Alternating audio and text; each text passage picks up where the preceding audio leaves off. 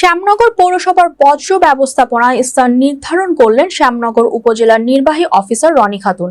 বুধবার সকালে পৌরসভার গোপালপুরে একটি খাস জায়গায় উপজেলার সকল বর্জ্য রাখার জন্য বর্জ্য ব্যবস্থাপনায় স্থান নির্ধারণ করা হয়। শ্যামনগর প্রতিনিধি তপন কুমার বিশ্বাসের পাঠানো তথ্যচিত্রে ডেস্ক রিপোর্ট। শ্যামনগর পৌর প্রশাসক, শ্যামনগর উপজেলা সহকারী কমিশনার ভূমি মোহাম্মদ রাশেদ হোসেন, শ্যামনগর উপজেলা স্বাস্থ্য কমপ্লেক্সের কর্মকর্তা ডক্টর জিয়াউর রহমান, শ্যামনগর থানার অফিসার ইনচার্জ মোহাম্মদ হুমায়ুন কবির মোল্লা সহ সকলের সহযোগিতার এই বর্জ্য ব্যবস্থাপনা স্থান নির্ধারণ করা হয়।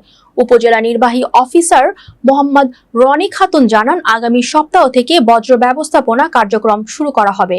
এ সময় উপস্থিত ছিলেন শ্যামনগর উপজেলা সহকারী কমিশনার ভূমি ও পৌরসভার প্রশাসক মোহাম্মদ রাশেদ হোসেন, শ্যামনগর উপজেলা স্বাস্থ্য কমপ্লেক্সের কর্মকর্তা ডক্টর জিয়াউর রহমান, শ্যামনগর থানার অফিসার ইনচার্জ মোহাম্মদ হুমায়ুন কবির মোল্লা, শ্যামনগর উপজেলা প্রেস ক্লাবের যুগ্ম সাধারণ সম্পাদক তপন কুমার বিশ্বাস, শ্যামনগর উপজেলা প্রকৌশলী আব্দুস সামাদ, উপজেলা সমাজসেবক অফিসার SM দেলোয়ার হোসেন, শ্যামনগর উপজেলা প্রাথমিক শিক্ষা অফিসার মোহাম্মদ এনামুল হক সহ অন্যান্য কর্মকর্তাবৃন্দ।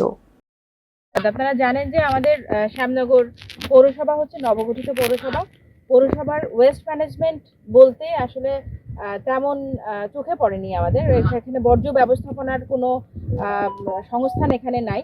তো আমরা দেখেছি যে পৌরসভার মধ্যে যত ওয়েস্ট হয় এগুলা সবই পড়ে যায়, সবই চলে যায় নদীতে এবং যমুনা নদীতে চলে যায়। সেটা হচ্ছে সুন্দরবনের জীববৈচিত্র্য যে আছে সেই সুন্দরবনের জীববৈচিত্র্যকে ব্যাহত করে এবং পরিবেশ নষ্ট করে।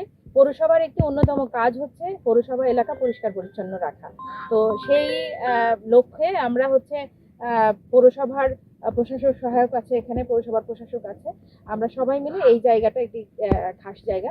এই খাস জায়গায় আমরা আজকে থেকেই পৌরসভার যতগুলা বর্জ্য, বাজারের বর্জ্য, তারপরে গৃহস্থালী বর্জ্য সবগুলাই যাতে আমরা পরিবহন করে এখানে এনে ডাম্পিং করতে পারি সেটা আমরা ব্যবস্থা করব।